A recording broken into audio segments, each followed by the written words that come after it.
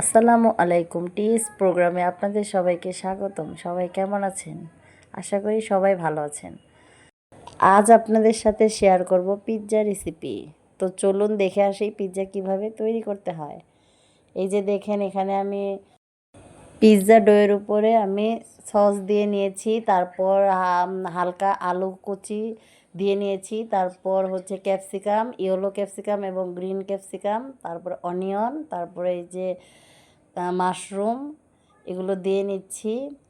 তারপর হচ্ছে black olive. তো অলিভ দিয়ে সাজিয়ে নেওয়ার পর আমাদের পিৎজাটা প্রায় রেডি। এখন আমরা উপর দিয়ে চিজ দিয়ে নিচ্ছি খুব সুন্দর করে, ভালোভাবে। চিজগুলো দেখেন, এখনই খেতে ইচ্ছে করছে।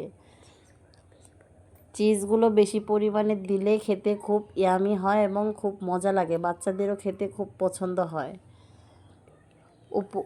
উপর দিয়ে দিয়ে দিচ্ছি ব্ল্যাক পেপার আর চিলি ফ্লেক্স।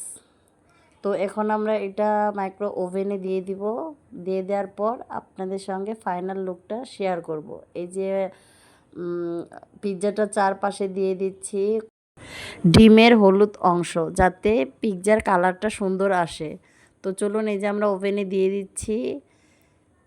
এখন আমাদের ফাইনাল লুকটা একটু পরেই দেখতে পারবেন। এটা হচ্ছে মেয়োনেজ বানানো হচ্ছে এখানে। সব আমরা ঘরোয়া পদ্ধতিতে এগুলো তৈরি করছি। আপনারা যদি খেতে চান তাহলে চলে আসতে পারেন আমাদের সাথে। এই যে আমার পিৎজা অলরেডি বানানো হয়ে গেছে। এই যে দেখেন আমাদের পিৎজার ফাইনাল লুক নামিয়ে নিয়েছি। তো আমাদের ফাইনাল লুকটা কিন্তু খুব সুন্দর হয়েছে। এখন পরিবেশন করব আমরা। তো বন্ধুরা, আপনারা আমার পেজটি ফলো করে দিবেন।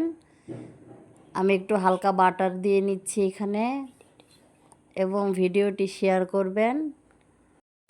আমার ভিডিওটি ধৈর্য সহকারে দেখার জন্য সবাইকে ধন্যবাদ। তো সবাই ভালো থাকবেন। আল্লাহ হাফেজ।